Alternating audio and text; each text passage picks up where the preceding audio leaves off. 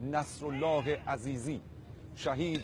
ناب سروان علی کهوری نژاد، شهید ناب سروان حسن رونده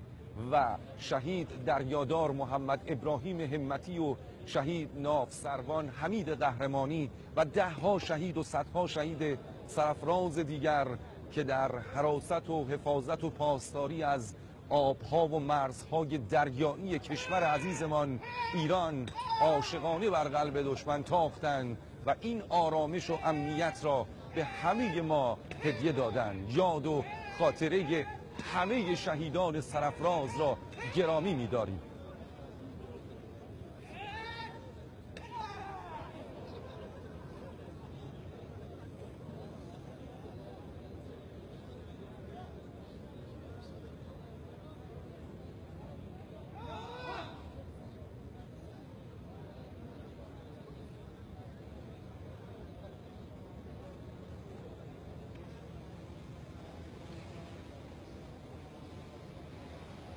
ارائه رهنمود توسط فرماندهی محترم کل ارتش جمهوری اسلامی ایران